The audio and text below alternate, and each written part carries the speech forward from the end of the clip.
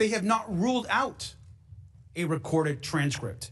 I want to ask the president questions. Chairman Comer, I want to ask President Clinton questions. Don't you? That's why we're here. I want to ask President Clinton questions and a recorded transcript and with our members of our staff. Would you like to do that also? May I make a comment on the transcript?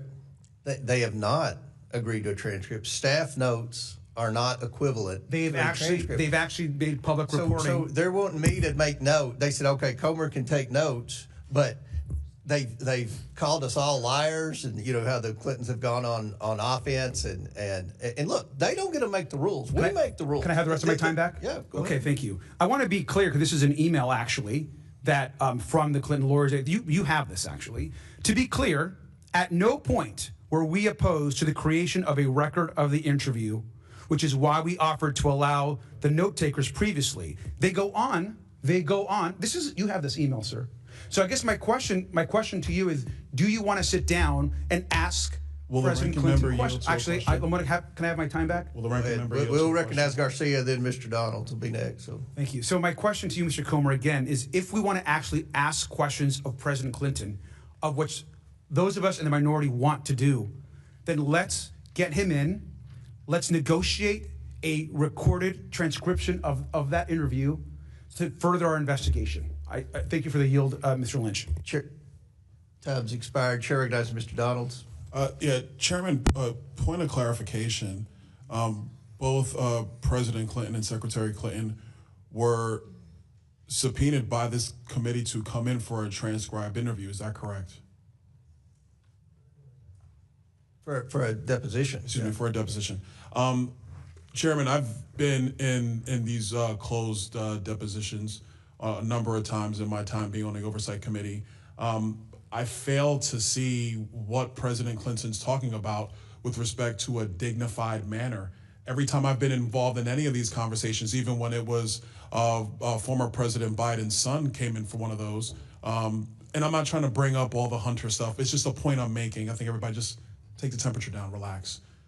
Even those the closed door depositions have always been held in a dignified manner. Members have had questions outside of questions from committee staff, but members on both sides of the aisle had an ability to answer those questions. Those interviews are recorded. The transcripts of those interviews are provided to the public. I failed to see what special accommodations President Clinton and Secretary Clinton were looking for. Chairman, can you help me understand this? Or even a ranking member. I'm really trying to understand. I'm not trying to make a point. We do too much of that here. I'm trying to understand, because if we're holding a new meeting to replace what the committee already requested, my question is why? Mr. Garcia is willing to answer the question. Yeah. Thank you, Mr. Donalds. I appreciate the question.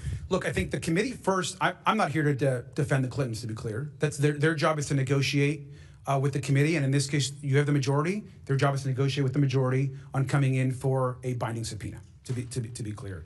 But I'll also note that this committee has historically made accommodations for a variety of folks. In fact, I think it is a bit hypocritical that when this very subpoena for the Clintons were actually made, I believe there were an additional 5 to 6 other subpoenas that were issued to numerous other members of former administrations, attorney generals, and so forth.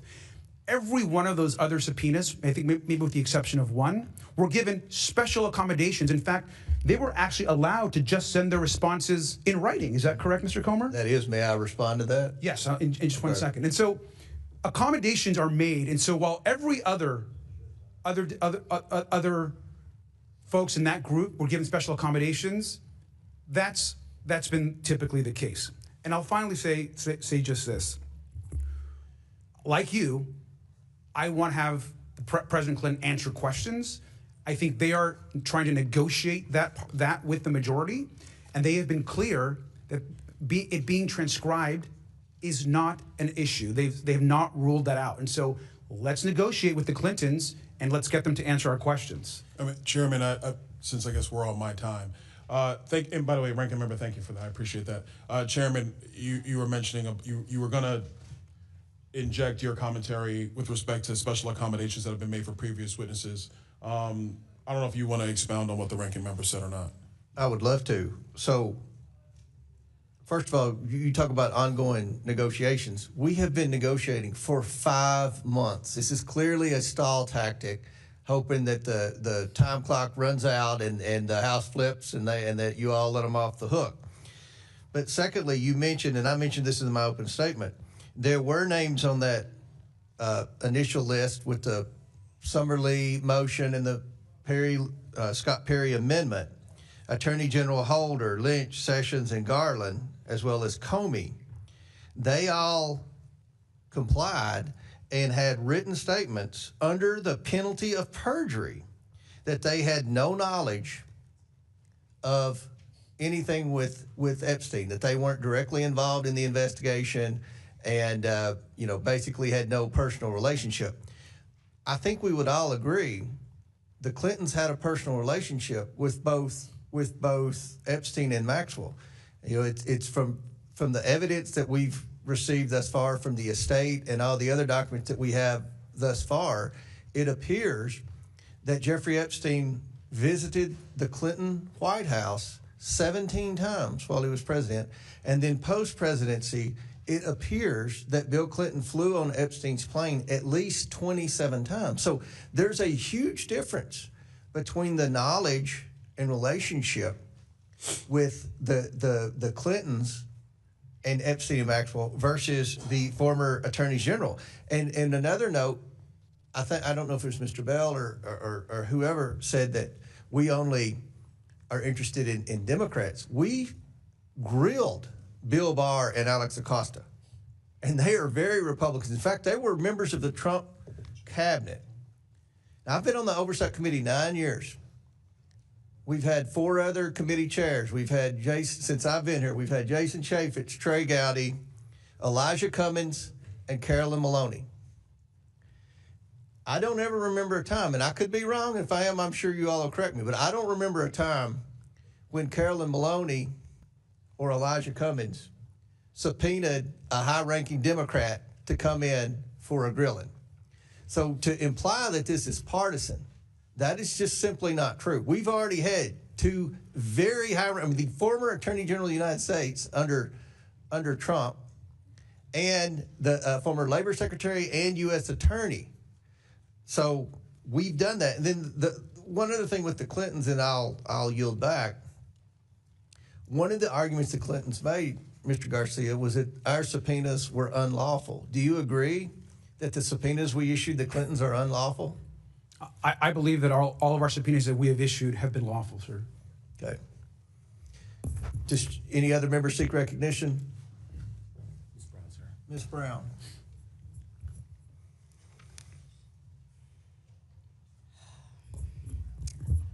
Ms. Brown. Thank you, Mr. Chairman.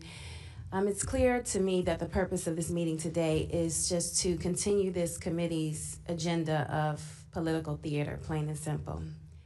Democrats have been very clear, abundantly, repeatedly, and without room for ambiguity. We want to hear from anyone who has information about the Epstein crimes. And yet, when former President Clinton and former Secretary Clinton offered to cooperate with this committee to submit sworn statements, to provide what they know, to engage in good faith, the majority said no. And that's what brings us to why we are really here today. The majority is rushing to hold in contempt 2 private citizens who have demonstrated their desire to cooperate with this committee and who have called for the release of every file on Jeffrey Epstein, all while the Department of Justice and Attorney General Pam Bondi are breaking the law in plain sight. Here are the facts. The DOJ was required by statute to release the Epstein files by December 19th, 2025. The deadline has passed by more than a month. And what have we received? 1%. 1% is not compliance. 1% is not transparency. 1% is a cover-up.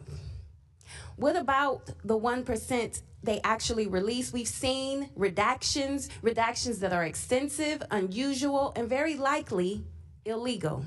And what's more, the Epstein Files Release Act, passed by supermajorities in this Congress and signed into law by this president, required the DOJ to send a report to Congress by January 3rd, 2026. More than 2 weeks later, what have we received from the DOJ? Nothing. So if my colleagues on the other side of the aisle were really serious about uncovering the truth and government and accountability, we would be demanding answers from the administration. We would be demanding answers from Attorney General Bondi. We would be demanding the release of the 99% of the Epstein files still sitting at the DOJ. So I have some very simple questions. Where is the subpoena for Attorney General Bondi? Where is the hearing on DOJ's failure to comply with the Epstein Files Transparency Act? Where is the accountability for the redactions page after page after page? This vote feels less like oversight and more like a distraction. A distraction from the DOJ's lawlessness, a distraction from a broken promise of transparency, a distraction from the embarrassment of a co-equal branch of government choosing complicity over accountability, and a distraction from survivors who deserve this truth. If this committee is serious, then we must hold the Department of Justice accountable. Release the files, all of them, and stop playing politics with justice. Survivors deserve better. And with that, I yield the balance of my time to the ranking member. Thank you, Representative Brown. I just want to Chairman, I want to just respond to something that you said. I think it's important. First, I just want to read the folks of who the subpoenas you have chosen not to enforce. Alberto Gonzalez, who we subpoenaed on that same day, I believe you did not enforce. Eric Holder, of course, former AG, did not enforce. Loretta Lynch, you chose not to enforce. Jeff Sessions, you chose not to enforce. Merrick Garland, who I think it'd be important to have answer questions, you chose not to enforce. Robert James Comey, you chose not to enforce.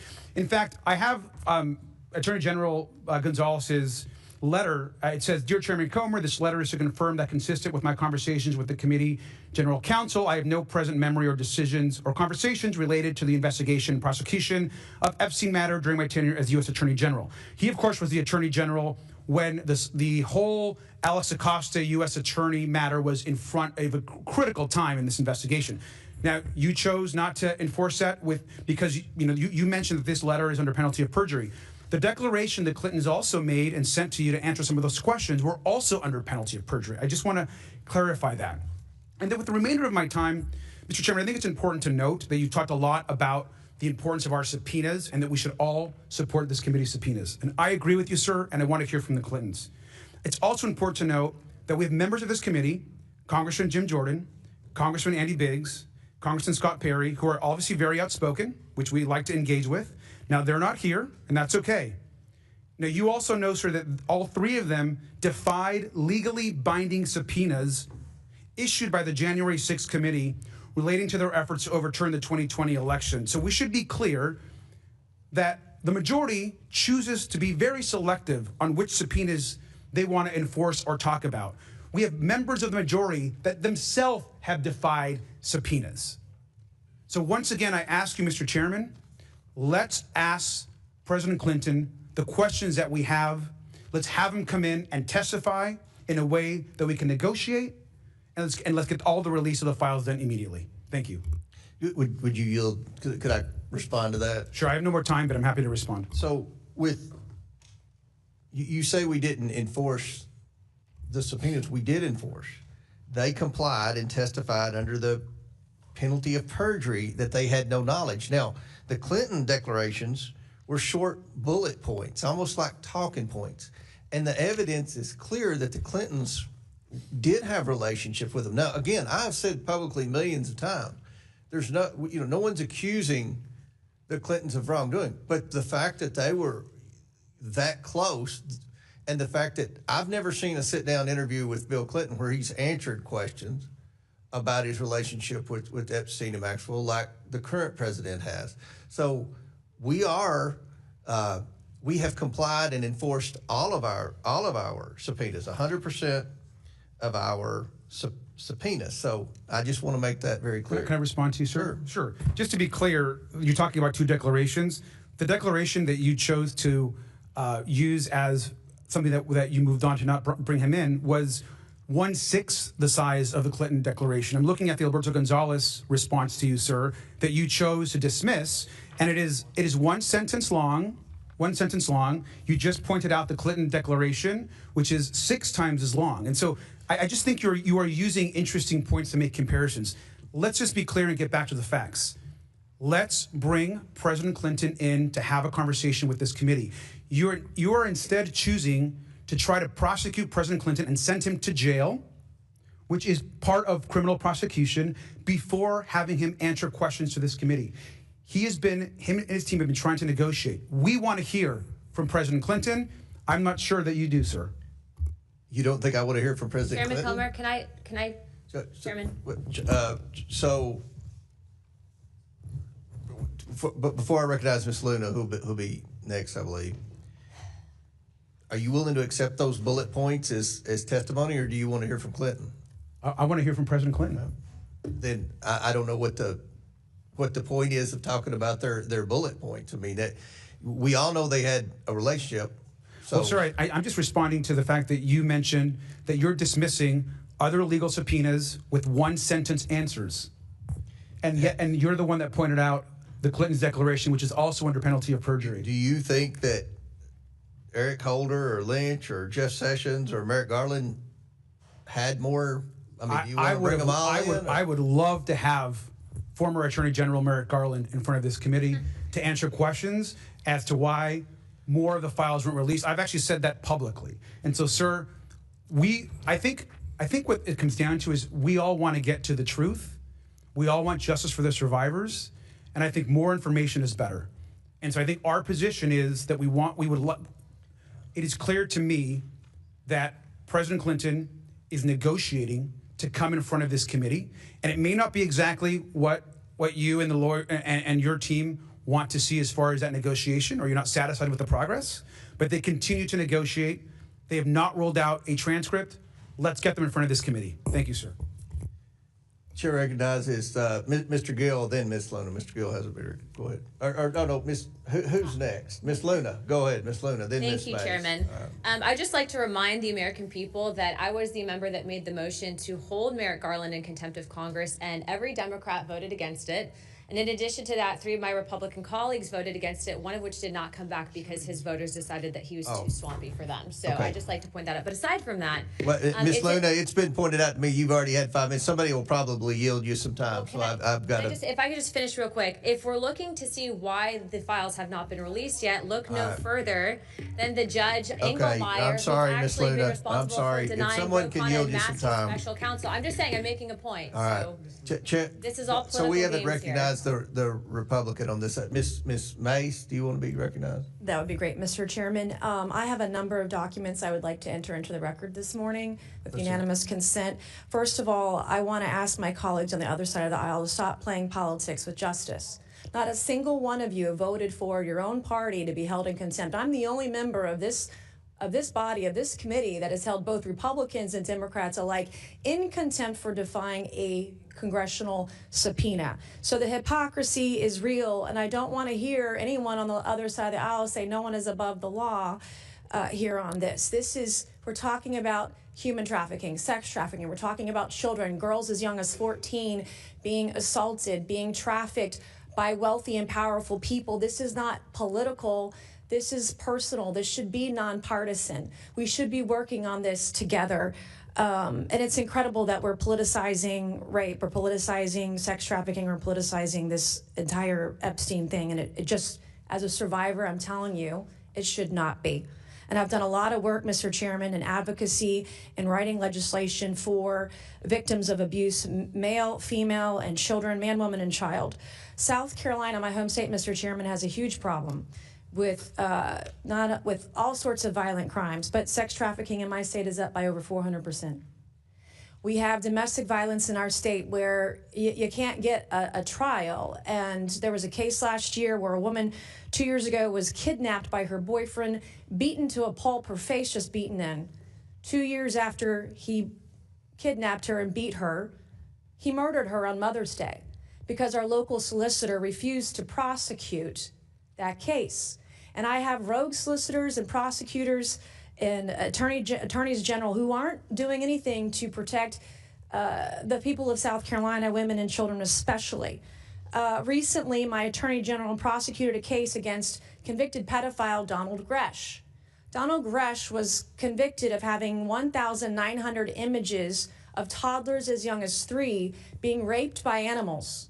Donald Gresh, under the prosecution of my attorney general Alan Wilson, served 1 day in jail. 1 day.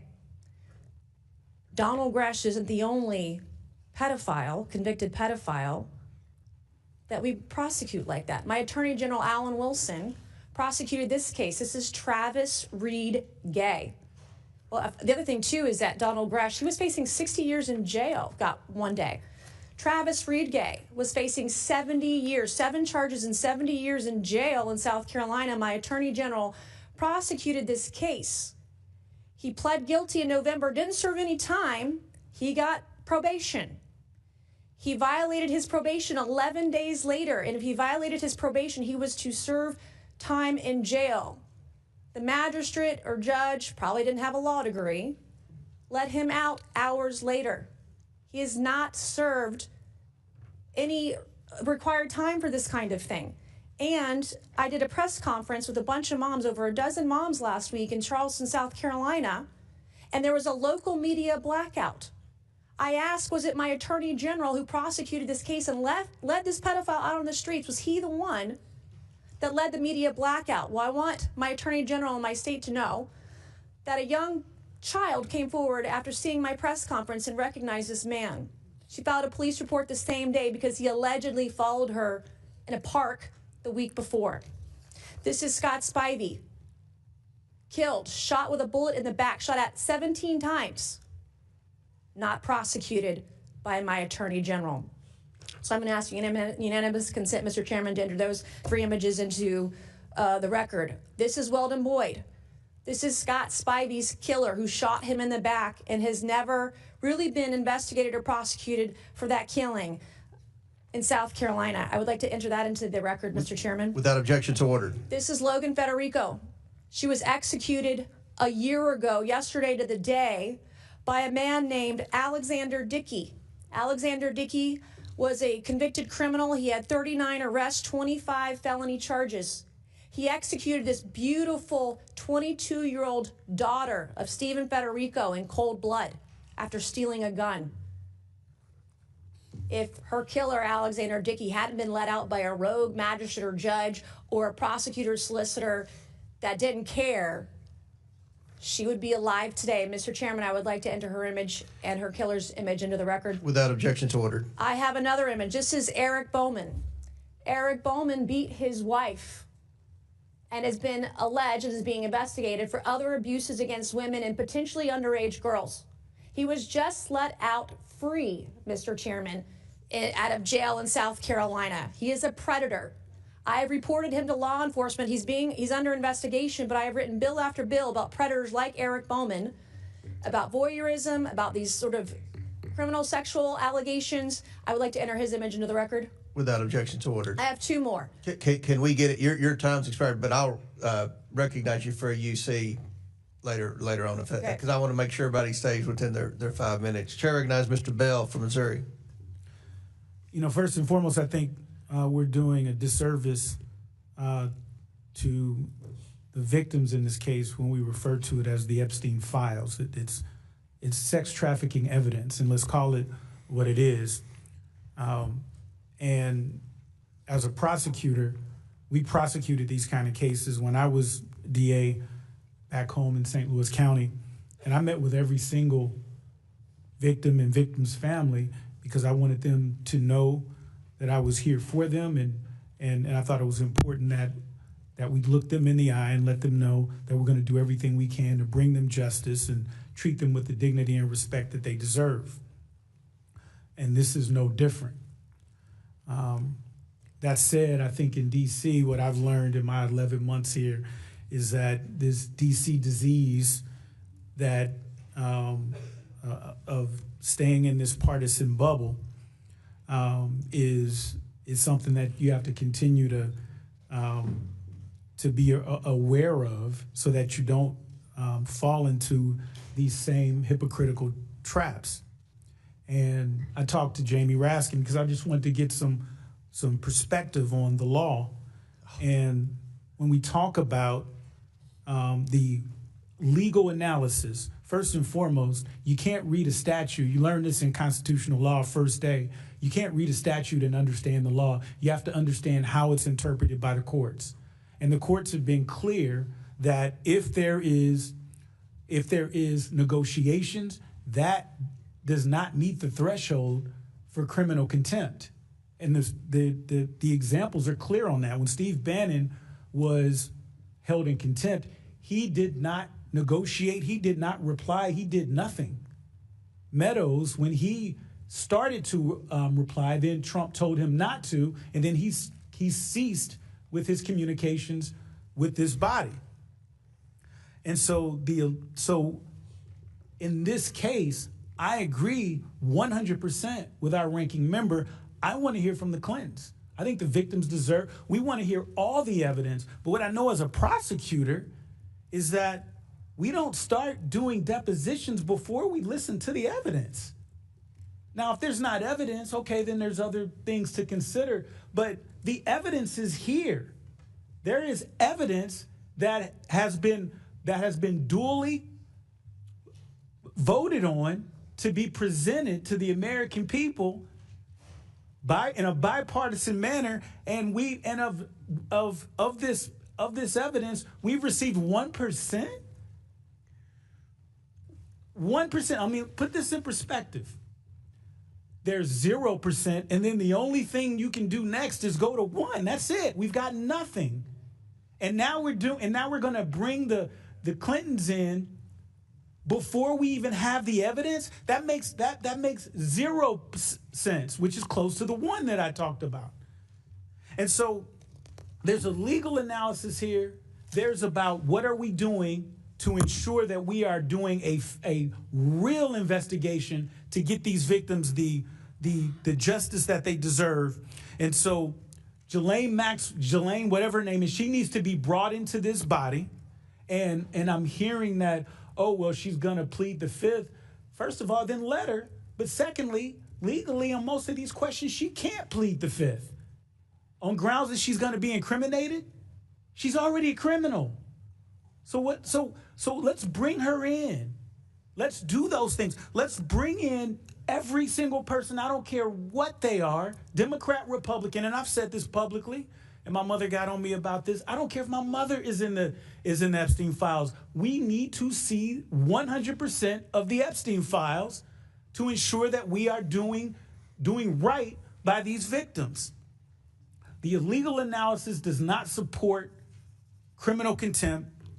A real investigation, a fair, bipartisan investigation would lead us to the conclusion that we want to hear from the Clintons, that we want to hear from everyone. But right now, we don't even know who else is in the Epstein evidence because Pam Bondi has not turned over that evidence. And that's the massive violation that we're seeing, that my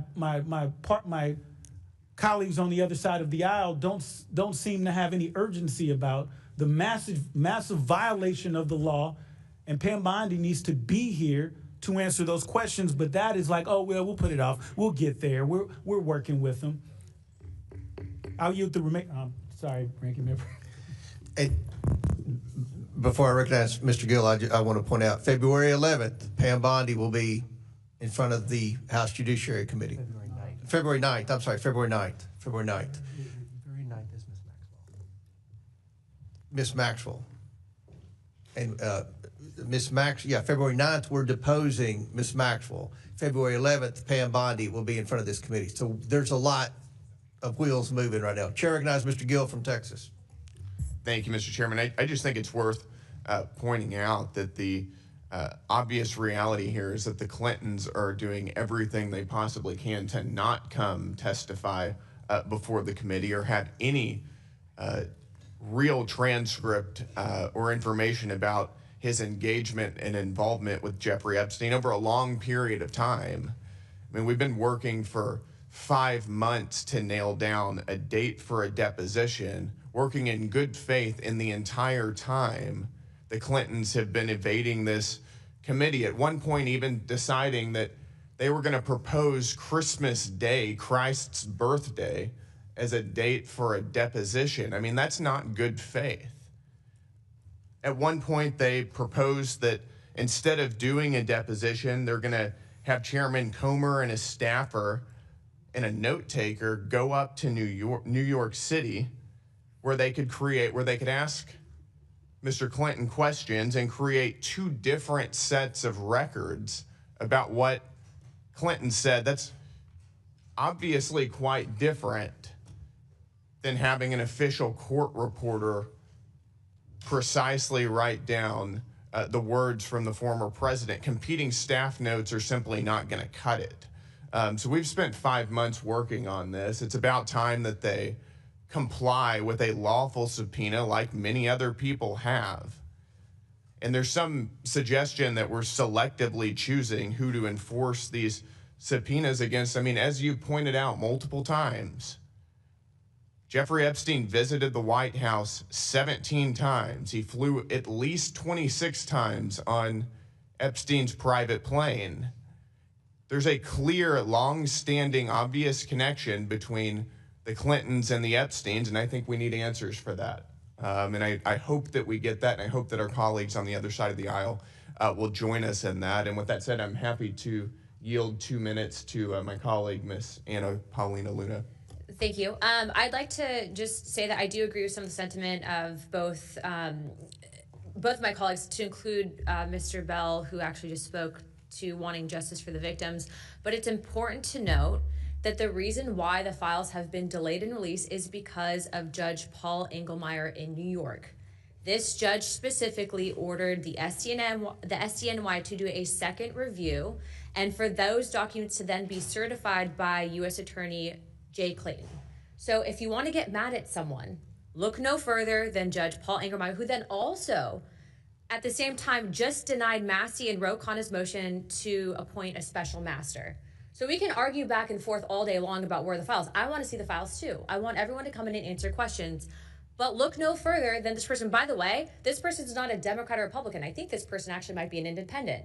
But if you're wondering where the files are at, that is the truth of the matter. That's it. As soon as those files come out at the DOJ, we're going to get them. And by the way, I will remind people that weren't here earlier, Todd Blanche will get on a phone call with people here. And after this, I'm going to go walk over Todd Blanche's cell phone number to Chairman Garcia and to Chairman Comer so they can both get on a call. I think it's important to open dialogue, okay? But the point is that we have to know the facts, and those are the facts. So look no further than Judge Paul Engelmeyer. Again, he's the one person that appointed the review, a second review, and then once those documents are then reviewed, then it goes to the DOJ. But you can't fast track the process. Ask a question? Yes. Okay.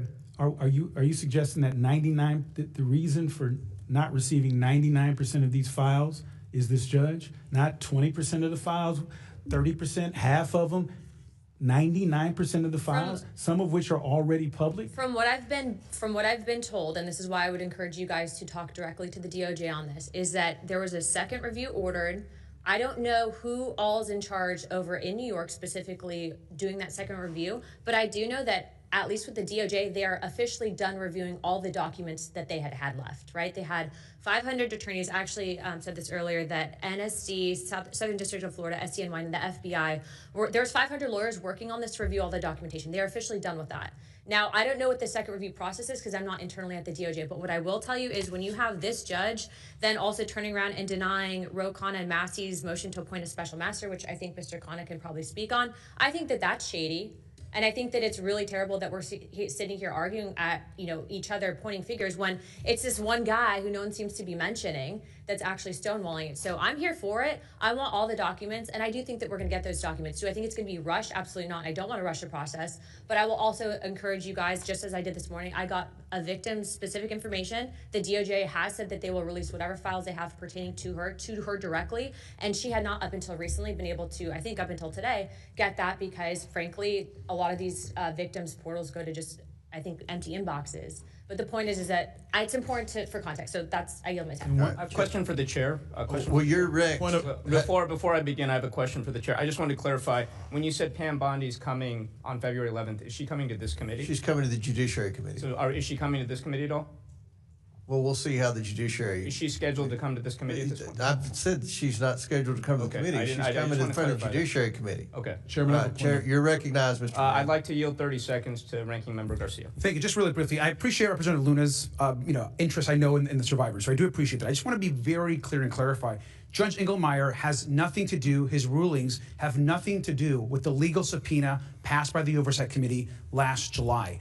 Pam Bondi and Todd Blanche and the DOJ have been in defiance of a legal subpoena of this committee that has nothing to do with the Kana Massey law that keeps getting referred to. And so when you're saying that Judge Engelmeyer is the reason, that is actually not the case as it relates to the subpoena. And so they're still violating the law and have been since July, to be clear. Thank you, Mr. Min. Thank you. And I just want to begin by echoing the comments of my colleagues on both sides of the aisle. As someone who spent my career as a lawyer, as a prosecutor, as a law professor, the rule of law is important. No one should be above the law, including presidents and former presidents, and congressional subpoenas are an important part of that rule of law. And I think the Clintons should be here. I think it's very shameful that they're not. But I also have to admit I'm very troubled by this criminal contempt motion. As a lawyer, I know that I don't know this area of law, criminal contempt. So what I did is what any decent lawyer does. I asked people who do know this area. I called a number of colleagues, former colleagues, people who are former DOJ attorneys, experts in this area. And it's hard to get 10 lawyers to agree on anything, but they all agreed that this was unprecedented, that under a normal administration, a normal DOJ that's not politicized, they would never bring criminal contempt charges in these circumstances. And I say non-politicized DOJ because many of us are very concerned that this Department of Justice has become weaponized under this administration. Under Pam Bondi, we have seen them go after Trump's political enemies, including people like Adam Schiff and Latifah James with bankrupt charges. We've seen them refuse to investigate an ICE agent who clearly shot and killed a woman at point blank. We've seen them fire line attorneys who refuse to go along with indictments that they describe as political and illegal. Now, the closest comparison to this particular criminal contempt case is Steve Bannon. And there's well-established precedent here. Steve Bannon refused to answer, saying he would only answer questions from this committee if Trump told him to do so. That wasn't like delaying or obfuscating. That is willful defiance. And that's what the courts found, and that's why he went to jail. And again, while I think that the Clintons should be here, what we're proposing here is a very serious matter, bringing criminal charges against a former president of the United States. And I listened to you very carefully, Chair Comer, for the last hour, and I heard you describe them as delaying, as dragging their feet, negotiating for 5 months. But I never once heard you say they just outright refused to comply with the subpoena. And dragging your feet is not the same as noncompliance. It's not the same as contempt. And so if we think they're dragging their feet or obfuscating, there are lesser things we can do, including civil contempt. And I have to ask, why are we not thinking about alternative measures rather than bringing criminal contempt against a former president? And I also want to point out that on November 14th, and I want to ask unanimous consent to enter this into the record, Donald Trump wrote a Truth Social post in which he demanded that the Republicans go after Bill Clinton, Reid Hoffman, Larry Summers in relation to Epstein. Later that day, Pam Bondi announced that they would be bringing investigations. And now that we saw later that this committee brought subpoenas against the Clintons. This seems very political, and the people I talk to in my district view this entire matter as politicized. They view this as why Bill Clinton. And look, if Bill Clinton is guilty, let's put him in jail. But what I have a problem with right now is that we seem to be doing something that is unprecedented for Bill Clinton. We're bringing criminal charges against him, potentially, that we would not do for any other individual in these same circumstances. And that, again, is not my opinion, it's the opinion of everybody I talk to. It says it's not a close matter. And so I have deep concerns that this looks like a political witch hunt against Trump's critics, that it will be referred to the Department of Justice, that we have seen as politicized. Many of us had deep concerns that they are breaking the law on a daily basis. So I have trouble with this. I don't know yet how I'm going to vote, but I'd love to hear from you, Mr. Comer, why we did not pursue alternative measures, particularly when the Clintons, by all accounts, were actively negotiating, and whether you thought that their offers were not sufficient. They don't strike me as noncompliance or defiance of this subpoena. Mr. Min. Mr. Min, will You you think yield for a for question 5 real quick? months, I mean, you just want to keep negotiating for 12? 11 more months and hope. Willful non-compliance is my question to you. I And mean, why not? Why not civil contempt or nobody's something like that? buying what you're selling. We've been negotiating for 5 months. Why 5 not months. civil contempt or some alternative? Can I make a months. suggestion, actually? And I don't yield my time to you. I yield it to Mr. I've already Chairman, answered your Chairman, question. I can I yield make- back then. All right, Chair now recognizes Mr. Higgins. Thank you, Mr. Chairman. Request unanimous consent to enter into the record the minutes of a hearing conducted by the Federal Law Enforcement Subcommittee on July 23rd of 2025, over which I presided as chair. That was the subcommittee, to clarify for America, where the original subpoena driven by the Democrats and Ms. Lee, the original motion to subpoena the so-called Epstein files was introduced. Unanimous consent to present. Without objection, so ordered. Sir, so within that is minutes. Here's the original motion from the Democrats. Move that the subcommittee issue a subpoena. Listen carefully, you alleged journalist and you, the beloved American citizenry that's paying attention to this. Move that the subcommittee issue a subpoena to the Department of Justice for the full, complete, unredacted Epstein files to be delivered concurrently to the majority and minority of the Subcommittee on Federal Law Enforcement of the Committee of Oversight and Government Reform. That's it. That was the motion presented by the Democrats. That motion immediately struck me as very poorly written because it had no recognition of recognizing and adhering to the existing long-standing criminal justice procedure designed to protect the innocent. It had no timeline. There was no timeline mandated in their own motion that would force the DOJ to comply with said timeline. There was no mandate for a particular percentage of release. There was no prohibition for actions in performance of compliance with their motion, which would become a subpoena from the Oversight Committee. It was not even the identification of Epstein. It just said Epstein files. Epstein who? You think the DOJ has not prosecuted more than one Epstein in the history of the DOJ? It was very poorly written.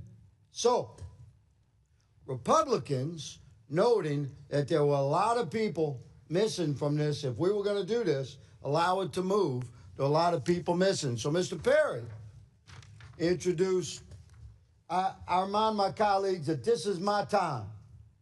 You recognize the decorum of this Oversight Committee. Perhaps you'll be recognized to speak. Mr. Perry introduced a motion to amend the motion to subpoena by the amendments to include William Jefferson Clinton, imagine that, use the whole name, and Hillary Diane Rodham Clinton, amongst others. But of everybody on Scott Perry's list, the most defiant has been the Clintons, and the Oversight Committee has been very patient. I submit for the record, unanimous consent, I ask Mr. Chairman, the actual subpoena produced on August the 5th at a hearing on July the 23rd. The subpoena was produced on August the 5th. Without objection, to ordered. Everyone has essentially complied to the wishes of the committee. Who's in control? We are. With a majority, we determine. The most defiant has been the Clintons. That's why we're here today. Back in July, after Scott Perry introduced an amendment to the Democrats' motion expanding the list to include the Clintons and others, including Republicans, Ms. Mace introduced an amendment to the motion to subpoena, saying, I move to amend Ms. Lee's motion to include the redacting of names of victims and any personally identifiable information of said victims and any possible child sexual abuse materials. And the subpoena itself, and I'm closing, Mr. Chair, the subpoena itself stated that the DOJ is to provide all the material requested and recognizing redactions required by law. So you're talking about 1 million documents. It takes time to redact 1 million documents. But the DOJ is performing and is delivering, and the Clintons are. I'll give Walkinshaw an extra minute. Thank you, Mr. Chairman. But before we go to Mr. Walkinshaw, Ms. Mace has 2 more unanimous consent requests, and I'm going to give Mr. Walkinshaw an extra minute if everyone's okay with that. Ms. Mace? Thank you, Mr. Chairman. I want to thank my colleagues, too. The whole Epstein saga and working with people on both sides of the aisle on the Epstein files and the working with the victims has been extremely enlightening. Yeah, This doesn't sound like unanimous consent. UC, can you present the unanimous consent? Oh, here's the unanimous consent. Okay. Through the Epstein thing, this is a tweet that I did about judges. I learned that, not all the judges have been forthcoming with information and files. I tweeted out on November 28th, impeach corrupt judges, especially South Carolina judges. I've done this about a dozen times or more. I'm guilty as charged. Last week, an attorney named Robert Murding, I would like to enter his image into the record too. Without objection to order. He is trying to hold me in contempt and told a judge should be thrown in jail for, among other things, tweeting out that judges should be held in, that judges should be impeached. This is what happens to survivors. This is what happens to victims. And I'm sorry, I would like to enter my predator bill into unanimous consent as well. Without objection to order. And thank you. All right, thank you. Chair recognizes Mr. Walkinshaw for 6 minutes. Thank you, Mr. Chairman. I'll restate what others have said, which is that anyone who has information relevant to our investigation, including President Clinton, should talk to the committee. And I'm glad that he's agreed to do so. I have read, Mr. Chairman, that one of the sticking points in the negotiation between you and the Clintons' lawyers has been your demand that questions be asked about non-Epstein related issues. And it surprised me because I'm sitting here today listening to your intense interest in understanding more about the Clintons and their relationship with Epstein. So I'm curious why you have for 5 months demanded that you and other members of this committee be able to ask questions unrelated to our investigation of the Epstein files and Epstein's sex trafficking. And I'm happy to yield, Mr. Chairman. I don't know what you're talking about.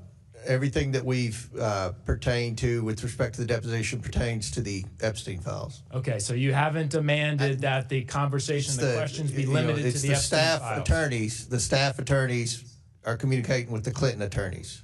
That's the communication going back and forth. This investigation is about the Epstein files. Okay, so you're willing, and you'll say here publicly, you're willing to have that conversation that limits the conversation, the questions just to the Epstein issue and files. Okay. Yes. All right. I think the Clintons' lawyers have been under a different impression, so we've made a little progress. The Clinton lawyers are full of crap. Made a little progress on the negotiation here today. Thank you, Mr. Chairman. We're 32 days past the statutory deadline and months since this committee's subpoena, and Congress has received, as we've heard, just 1% of the files. More than 5 million pages remain hidden. Instead of holding the Attorney General accountable for this failure, the majority is trying to change the subject today.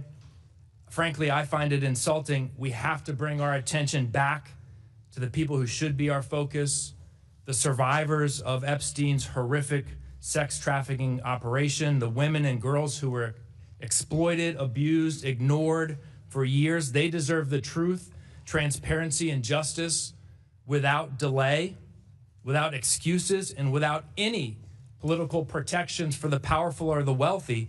That's what we should be doing.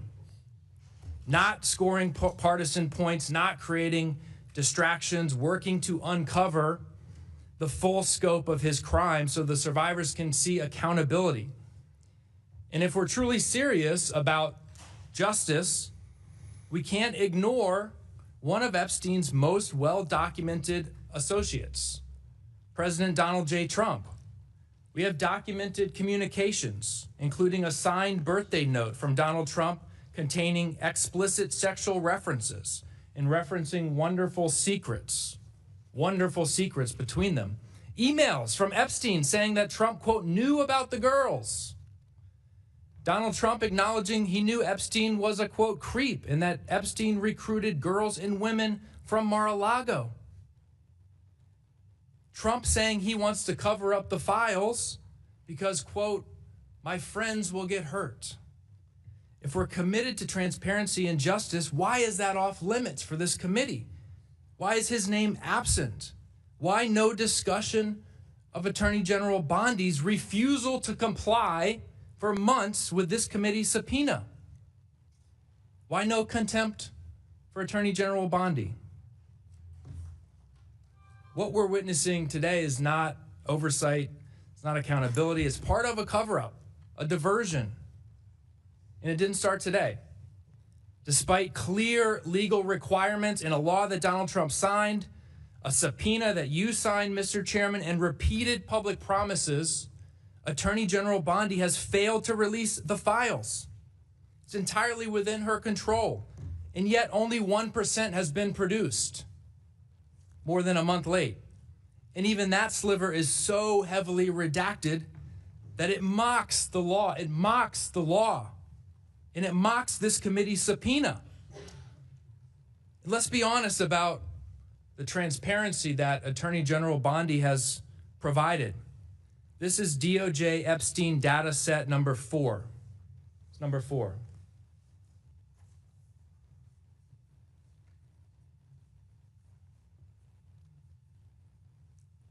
Data set number 4. This is part of the 1% that folks have been talking about this today. I'll close with this. Attorney General Bondi and the Trump administration missed their deadline. They're ignoring our subpoena. They've withheld 99% of the files, and they have obscured the little that they did release. It's not a coincidence. It's intentional. It's about protecting one man, Donald J. Trump, from accountability. Release the files. I yield back. Chair recognizes. Mr. Chair, have unanimous consent request? Okay, I'll recognize you for that. Mr. Chairman, I ask unanimous consent to enter the record a political article entitled Clay Higgins Explains Why He Was the Lone No Vote on Epstein Files Release. Without objection to order. Chair recognizes it'll be on our side, Mr. Perry, then Mr. McGuire. Mr. Perry. Thanks, Mr. Chairman. I'm disappointed at where we're headed here. Look, I think that legitimately both sides want all the information. I know I sure do, with the proviso that the victims and innocent people are not damaged in the release of that. What's interesting to me is that the only time my colleagues on the other side of the aisle want to talk about any of this is when they can bring up the current president's name, but they're not interested at all in anything else. And I would just say this regarding the timeline, because I'm frustrated with it too. You know what would have been great? Would have been awesome if we could have truncated the timeline when the Democrat DOJ was in power under a Democrat president and there was any investigation whatsoever. Ladies and gentlemen, my friends on the other side of the aisle weren't interested in these victims at all when they could have done something about it. Nary a word was said, and certainly nothing was done. All this advance work could have been done by them had they cared. But this is not about caring about anybody. This is all political theater because they hate the current president of the United States. I get it. It's disappointing to me. These victims should have their day, and they should, all this information, regardless of who it touches, should be out, with the proviso that the innocent are protected. I know that's not of any interest to you. I get it. That's unfortunate. I yield the balance of my time to the gentleman from Louisiana. I thank the gentleman for yielding. Mr. Chairman, earlier I asked unanimous consent to receive into the record the actual subpoena presented to the Honorable Pam Bondi by this committee regarding the DOJ's release of the investigative files on Jeffrey Epstein that was dated the 5th of August.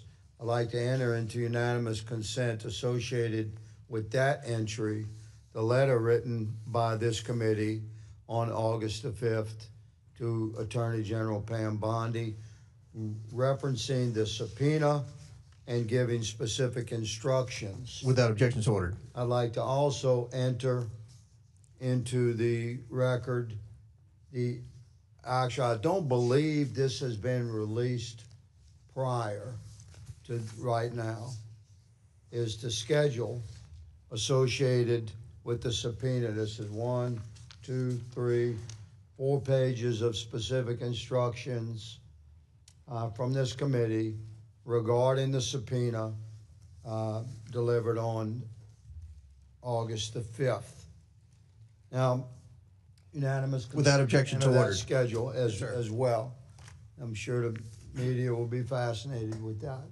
So the professionalism that this committee has pursued, to clarify for the citizenry, the professionalism that this committee has embraced and pursued has been squared away, impeccable. And that includes recognition that the Department of Justice, as stated in the subpoena, is to comply with redaction procedures of established law and criminal justice, long-standing procedures. So I heard someone mention 5 million files. That is the first time I've heard 5 million files. But I know that there were originally 250,000 files. And the Trump administration found another 600,000 files. So we were talking about, to round it off, 1 million files. Every one of those individual documents has to be reviewed by agents of the DOJ and their supervisors before they can be officially approved for release. That's the law. The DOJ has 400 agents working full-time on just releasing these documents. Now, you may argue that at the end of the day, you want to see the release of what they completed that day. I would say that's a fair narrative for discussion. But to say that DOJ is not fully engaged in complying with our subpoena is not accurate. It's not intellectually sound. And Mr. Chairman, I appreciate the opportunity to offer into the record these official and legal subpoena documents. I yield. Without objection, so ordered. Mr. Chair, I have a unanimous consent request. Okay, Mr. Frost. I have 2 articles. One is from Politics PA. Quote, Representative Perry referred to the House Ethics Committee for refusing subpoena. Without objection to ordered. The other one's a CNN article. GOP reps Perry and Biggs formally object to subpoena from House January 6th. Without objection to ordered. Chair recognizes Ms. Crockett from Texas. Thank you so much, Mr. Chair. I have sat here listening, and I am quite perplexed. It does take me back to my legal days. And so when I think about a subpoena, one of the things that we normally look at when we are trying to determine whether or not contempt is going to be ushered into the conversation is whether or not there's been substantial compliance. And what it means to actually look like you have substantially complied. It means that you're taking reasonable steps to follow a court order, that you're acting in good faith, and typically that serves as a defense. So if we are still crafting the parameters of said subpoena, For instance, my colleague, Mr. Walkinshaw, just asked whether or not this would be limited to the Epstein subject matter. For me, if they responded at all, then there is some sort of compliance, which they did. They didn't just throw the bird. They didn't just say, forget it. But more importantly, I just want to point out that we are living in an age of hypocrisy, because my other colleague just pointed out that Mr. Perry sits here and somehow sits in judgment of others. Frankly, that is what people are kind of getting annoyed by, is the hypocrisy, because Mr. Perry still has an outstanding subpoena that was never complied with. In addition to that, he talked about we need to care for the victims. Somebody correct me if I'm wrong, and I will yield my time. But I don't believe that Mr. Perry ever signed off on the discharge petition in the first place. So I don't know if he is just doing what he believes is politically expedient, but I will tell you this. I refuse to be a puppet, because Democrats tend to be of goodwill. We always want to do the right thing. We are always trying to follow the rules and follow the law. Unfortunately, we are living with an administration that does not care. We just want some type of parity. So, for instance, we all want to hear from President Clinton.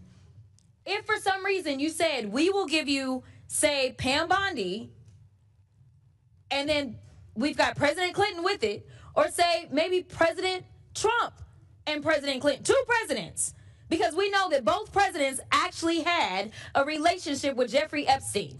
But what looks political and looks like one can get away with everything, especially since that's what the Supreme Court has stated, that's why it looks like it's just gamesmanship. You only care about following the rules so long as you can invoke those rules on what is typically perceived as your political enemies. This is why we are falling apart in this country. We are supposed to be about checks and balances. It should not matter whether or not you're associated with the Democratic Party, the Republican Party, independent, or whomever, whether you're rich, whether you're poor, whether you're middle class, whether you're a black immigrant, or whatever. But it seems like we only have a political agenda in this committee, and that's why everything goes off the rails. You only love law enforcement when they're going after black, brown, immigrants, that kind of folk, right? But on January 6th, you didn't care about law enforcement because they still don't have their plaques up. We continue to do the right thing and say, yes, apply the rules equally across the board, and then y'all play in our faces and you only apply it to one side. I am asking for one commitment, and then I will yield to the ranking member. Mr. Chair, will you commit to me, as the chair of probably the most important committee in this Congress, especially in this moment where people are concerned about the level of corruption that exists within this committee, will you promise me that you are good for doing whatever is right and following the evidence, no matter who is on the other side of that evidence? Yes, and that is why I subpoenaed the estate. And we had no idea what was, nobody knew. Nobody knew I what was in the understand, estate documents. And I, without hesitation, subpoenaed the estate. We've subpoenaed the Department of Justice. And that's where we got the birthday letter. We subpoenaed Because the of estate. Hold on, the Mr. subpoena, Chair. right. Okay, we got the birthday letter, but we can't just get the evidence and then not follow up on the evidence that we actually get. I will relinquish the rest of my time to the chair. Thank you. I just want to just really clarify one. Thank you very much, Representative Crockett.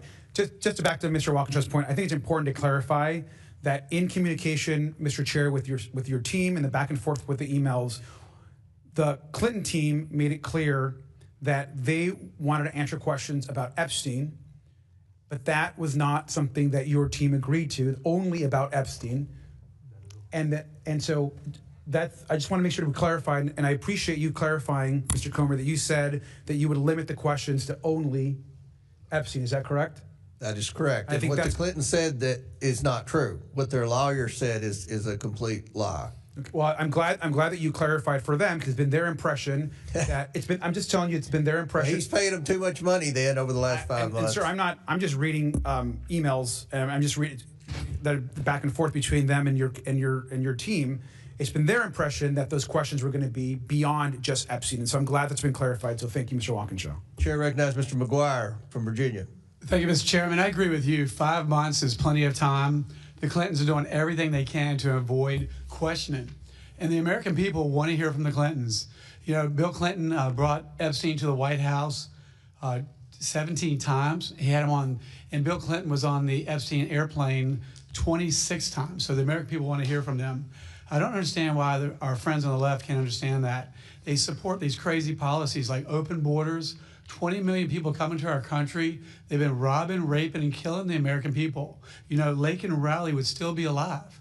And instead of protecting law-abiding citizens, they defend the criminals, and they want to have a defund the police movement. It makes no sense. These criminals they put back on the street, recommit the same crime, and they're like, why'd they commit the same crime? All Americans have the same goal, the same American dream. We want to live, work, and raise our family in peace. We just might disagree on how to get there, but the Democrats seem to always be wrong. The American people don't want boys undressing in girls' locker rooms, but for some reason, the Democrats support that. 5 months is plenty of time. The American people want to hear from the Clintons, and they said they had no relationship, but they definitely did. And with that, I yield the remainder of my time back to Ms. Luna. Thank you. I just kind of want to point out, first of all, specifically to the letter, the hand sketch that was allegedly the president's. I believe there's a $10 billion lawsuit that was filed that, according to the president, the organization that published that is actually trying to currently settle, so just to clarify. But aside from that, I wanted to actually ask Mr. Min a question, if he's here still, if he would be willing to vote for a contempt in the Clintons if they refuse to come in and testify on a fine of about $1,000 a day until they comply with the subpoena. But I don't know if he's here. Is he still here? No. Okay, well, I think that that's just something to consider. You know, we have the ability to do those fines, and I think that that needs to be considered, especially if, you know, optically there is reason for pause for Democrats not wanting to vote for that based on the fact that President Clinton was a former president.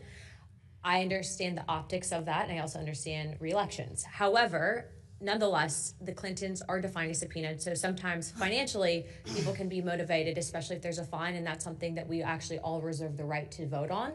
And I think that that's actually a very good option, especially being that most Americans would go to jail for defying subpoenas. And so I do not think that there needs to be any special accommodations made, especially given the nature of this, but I do think that that can be a tool to motivate. So I'd like to suggest that to you, Chairman Comer, also to you, Ranking Member Garcia, that would be a good method that we specifically reserve if we choose to use alternative means of contempt. Representative, would you yield to me for a question? Yes. So it seems like you're open to changing this, what we're voting on today, so that way we can get to a place where we actually hear from them. Is that right? Is that what I'm hearing? What I want, yes, I would like to have the Clintons coming into Congress to give a transcribed deposition. Yeah. I think that Chairman Comer has made that clear, but I also think having just Garcia and Comer drive all the way up to New York without that, I think that optically that sends a very bad message as the separation of powers and authorities Congress has. And then I also too think that, you know, it's kind of a slap in the face to people that typically would not have those accommodations made for them. Yeah, yeah. With that also, you know, being a part of this, I think that, you know, Bill Clinton specifically said he wants the files to be released. And I think that we also need to consider the fact that there is a judge. I know Mr. Garcia disagrees with me on this, but based on the email that I have seen on Judge Paul Engelmeyer, you know, if you have someone that is ordering the DOJ to do a second scan of the files, if it's politically motivated, that's impeding an investigation. And I'm tired of judges, if they get involved in investigations in Congress, trying to obstruct. And so I just putting this out there, I'm going to be trying to impeach that judge unless he can basically give a waiver, let the DOJ release the files immediately. Yeah, and just real quick, I just want to say on the general thing, I agree. I mean, I think it would be best if the ranking member and chair can huddle and figure out how we can change it so we can actually hear from them. Because my concern, too, and the other thing is there's no faster way to make sure that we never actually hear from them in person than moving forward a criminal contempt that says put them in jail. I mean, we're just not going to hear from them for our investigation. And so, I mean, I agree if they can come to something to figure out how can we move forward in a way where we're actually, there's a pathway to hear from them. I'm for that. So To be clear, I do not agree with what the Clintons are doing, okay? And I think that they need to come in here to explain. But I do think that when you go after someone's pocketbook, I think that they quickly change their tune, and I think that they might be compelled to come in. I also don't want to set the precedence, though, that, just because you're a president means you're outside of this, justice. And that's basically what it would be doing. And so, Chairman, I will let you direct the ship on this, but that is my suggestion. Thank you. Chair recognizes Ms. Ansari. Thank you. I'm going to start by yielding to the ranking member. Thank you. And I want to just respond to Ms. Luna and Mr. Maxwell as well. Just to be clear, I think two things can be true. It can be true that we want to hear from the Clintons and that it's important that we hear from them and that we want to enforce our subpoena. I think it can also be true that they have also begun clearly making efforts to answer questions by declaration, to negotiate coming in, to give testimony. They've made offers to obviously be in, their initial offer was to do that testimony outside of Washington, D.C. with the leadership of the committee and staff. They have been open to transcription. And so I just want to re-emphasize that I think there is room here to continue to negotiate and get the testimony that we need. In addition, I am incredibly thankful that we're finally moving forward on ensuring that Ghislaine Maxwell come before this committee, that we're going to get Pam Bondi finally in front of this Congress. We need to release the files, get that testimony, and of course, ask the questions that this committee has of President Clinton. I think that is all fair, and I hope that's the direction that we end up moving in. Thank you. Ms. Ansari. Thank you. Given much of what we've heard today, and especially in light of some of the hypocrisy that we've heard today, I just want to walk through the timeline of Donald Trump's cover-up of the Epstein files, because I think it's important for folks to remember how we got to this point. This was a series of deliberate decisions made at the highest levels in the White House and the Department of Justice to keep the truth hidden from the American public and the survivors of Jeffrey Epstein and his allies' abuse. Let's start with what the president said during his campaign trail repeatedly. At multiple points in 2024 when running for office, Donald Trump said he would, quote, declassify the Epstein files, use it as a rallying cry to win over voters. In October 2024, J.D. Vance said, quote, seriously, we need to release the Epstein list. But the moment Trump and Vance had power in the White House to act, that commitment disappeared. That's when the cover-up began. On February 27th, 2025, Pam Bondi said that she was releasing the Epstein files with her statement, quote, this Department of Justice is following through on President Trump's commitment to transparency and lifting the veil on the disgusting actions of Jeffrey Epstein and his co-conspirators. Then it became clear, very clear, that Donald Trump did not, in fact, want information about Jeffrey Epstein and his crimes revealed to the public. Starting in July 2025, Donald Trump began to gaslight the public. He said, quote, are you still talking about Jeffrey Epstein? This guy's been talked about for years.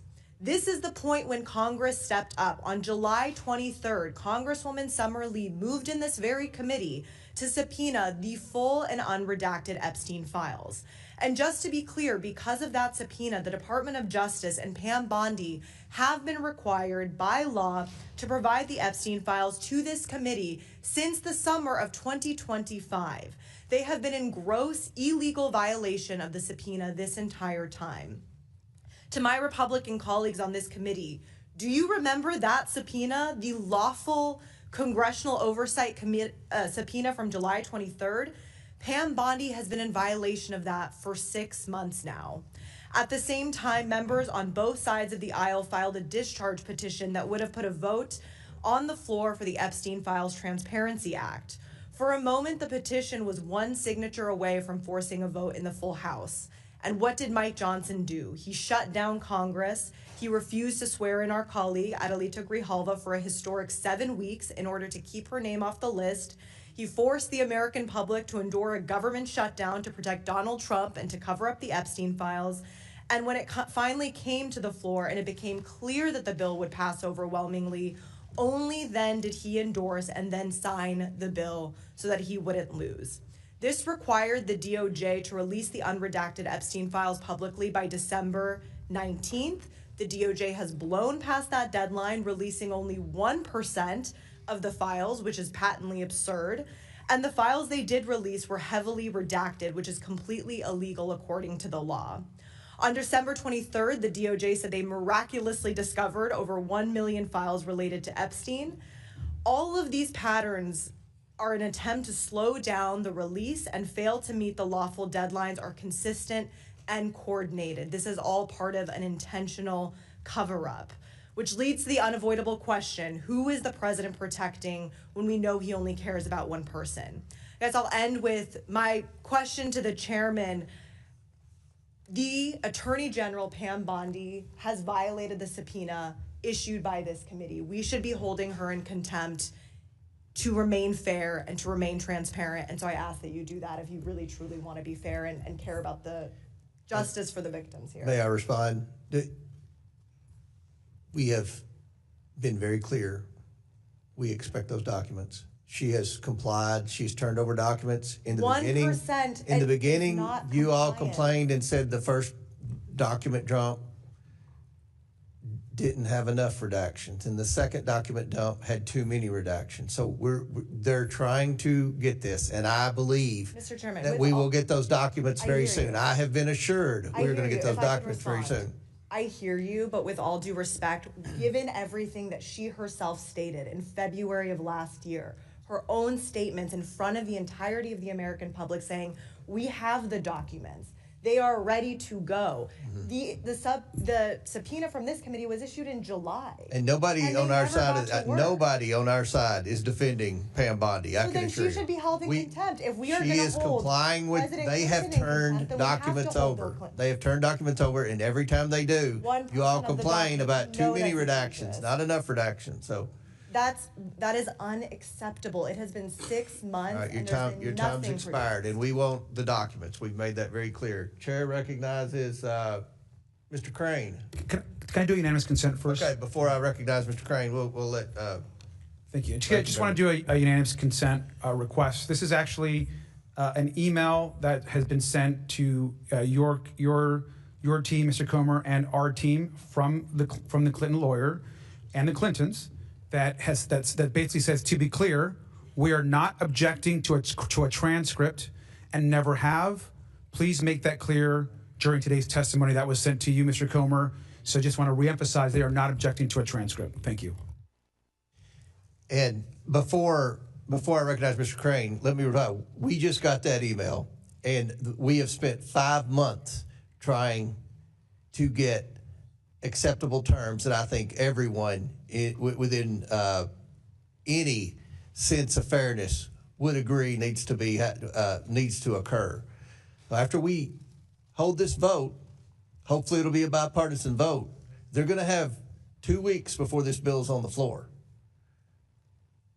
They're going to have 2 weeks before the full House votes on it. And make no mistake, to the Clintons and their lawyers, this bill will pass, and I believe it will pass with Democrat votes, even though I've heard Democrat leadership is whipping to try to get you all to vote no on this.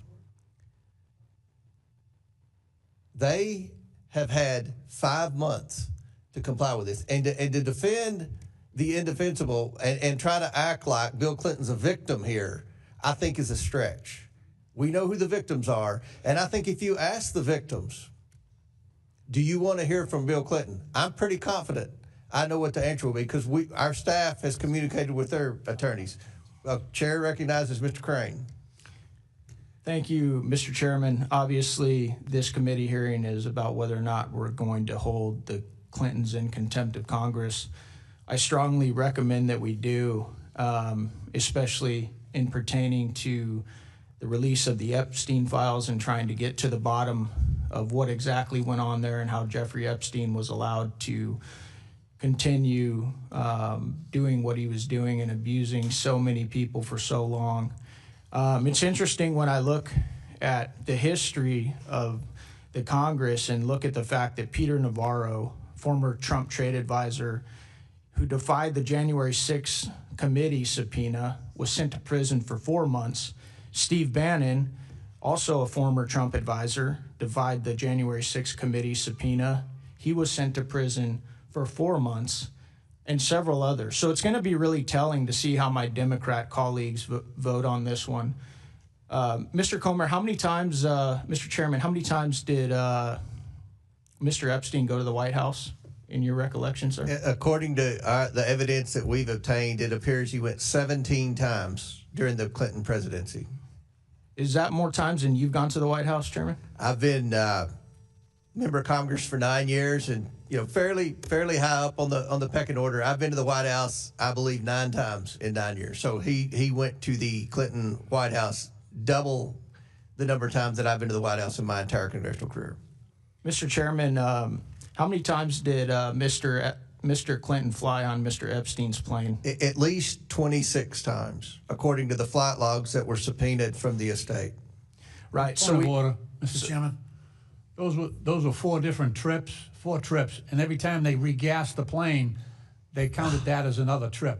But it was Asia, Africa, and they had to refuel. So every time they stopped to refuel, they counted that as another leg of the trip. There are 4 trips, not 27. That's almost like I didn't inhale. Reclaiming my time. That's still enough trips for us to want to be able to ask the Clintons questions about their involvement with Epstein. Is that true, Mr. Chairman? Yes, sir. Right.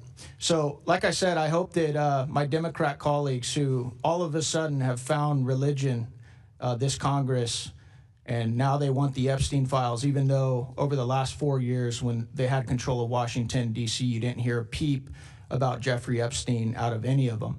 And so I think it's going to be real telling, how my Democrat colleagues who claim to be all about the victims, how they actually vote on these contempt charges for the Clinton family. And I just think it's interesting, too, that, Mr. Chairman, my understanding is you've been working for the last 4 or 5 months to get the Clintons in here. Is that correct? 5 months, yes, sir. Did they tell you that they would come in over December 24th and 25th, Christmas Eve and Christmas Day? They have implied that they would come in, yes.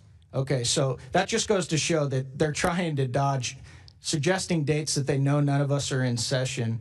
And I think that's pretty despicable. The other thing I believe that they said is that you and the ranking member could fly up to New York, but you couldn't record any of the conversations. Is that correct? That is correct. Does that sound like any congressional deposition you've ever heard of, sir? No, and it would be my word against Mr. Garcia's, and I'm pretty confident I know whose side the New York Times would take, and the Washington Post would take, and MSNBC would take. And look, an investigation, you have to have transcripts, and the media wants transcripts. Well, you have to have transcripts. We don't do the notes. And the Clintons have already accused us of lying, and they accused us of saying this was an unlawful subpoena, which I appreciate Mr. Garcia admitting that it is a lawful subpoena. So I yield back. I also want to point out one thing that I think has been pretty interesting. When I flew into Washington, D.C. yesterday, my chief of staff told me that he'd been contacted by the Clinton attorneys at least 3 times to try and stop this.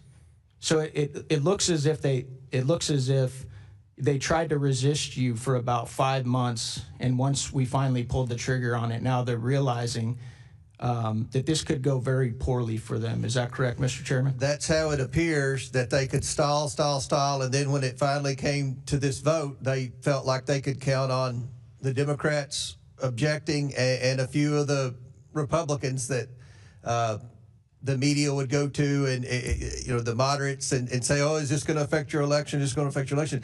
At the end of the day, I think even the media wants to hear from Clinton. We all want to see the documents. So everyone in America that's keeping up with this, which is a majority of Americans, they want answers, and we're trying to get answers here today, and the Clintons have obstructed for 5 months. 5 months. Thank you, Mr. Chairman. I yield back.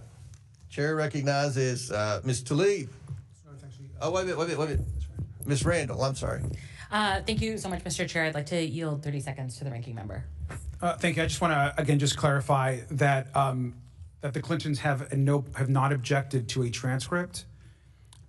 I just want to clarify that, Mr. Comer, which you just mentioned, and I think that in this moment of negotiation, which you've been in, and you've been in with them this entire time, there's progress being made, and they've not objected to the transcript. Let's talk to President Clinton, and let's get a transcript of it. Let's have the committee there and the staff there and move forward. Thank you. if may I respond? We won't stop the talk. May I respond? They did object to a transcript, Mr. Garcia. They did object to a transcript. They're just now changing because they see that public opinion is not on their side. Chair recognizes Ms. Randall, and you've got. We'll give you 5 minutes. We'll give you 5 minutes. Thank you so much, Mr. Chair. You know, I wanna start by saying I do not feel it is my responsibility to defend the former president of the United States. As a member of Congress in a separate and co-equal branch of government from the executive branch, and as a individual person who is responsible to my constituents, it is not my job to defend the former president of the United States, just like it is not your responsibility, Chair Comer, to carry out the political retribution of the current president of the United States. It is also not this committee's job to yield to the Judiciary Committee to question the subjects of our subpoenas. It is not our job to defer to anyone else's interest. And in fact, we have the opportunity at any time to amend the rules of our committee should you choose to take action that our rules keep us from taking. Like that is a tool that you as committee chair and we as a committee have. And I also want to say, you know, I'm not a lawyer. I'm a regular person. I'm 1 year into this job, and contrary to attempts by my Republican colleagues to put the burden of decisions made by Congresses of the past on our shoulders, I was sent here by my constituents just a year ago, and it's to them, to my neighbors, who I am accountable. Not to party leadership, not to anybody else, but to my constituents. So I want to talk about what they are seeing and hearing right now. They are seeing, just as Ms. Ansari previously said, Donald Trump and J.D. Vance and Pam Bondi switch allegiances, decide they no longer want to pursue accountability and full release, unredacted release of the Epstein files. But they're also seeing a system that has failed survivors and regular people over and over. That privileges the powerful and well-connected over regular people. You know, regular people who don't have the luxury of saying, I'm not going to come to court and I want to be free of any accountability. Regular people who see us acting and carrying out the demands of the president, former presidents, rich people, people who come to lobby us, folks who have access to power in a way that regular people don't. And I think we've all made very clear, all of us on both sides of this dais, that we want to hear from the former president of the United States about any information that he has related to Epstein's ring of trafficking and assault of women and girls. But we also, and you know, Chair Comer, you have said over and over, that it's been 5 months that you've been in negotiations with the Clintons. It has been 6 months since this committee subpoenaed the Department of Justice for full release of the files. And I'm down to hold anybody accountable. I'm down for us to enforce our congressional subpoenas, to uphold our power as a separate and co-equal branch of government. But I want to call the question, will my colleagues on the other side of this dais also hold accountable the Attorney General that has been illegally withholding evidence that has been subpoenaed by this committee and in a bipartisan law passed on the floor of the House?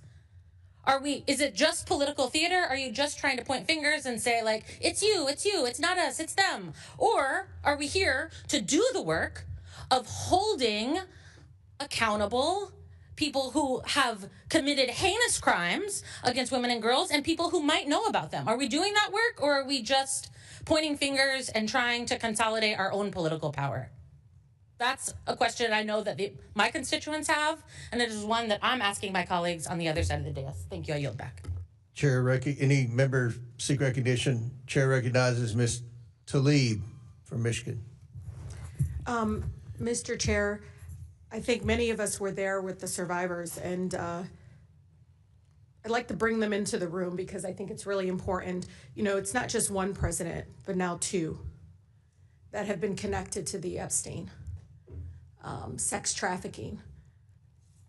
One of them even testified about walking into the house, the butler opening the door, there's administrative assistant, having no idea she was walking into a horrific scheme that was sending young girls to the powerful, to the rich, the elected officials.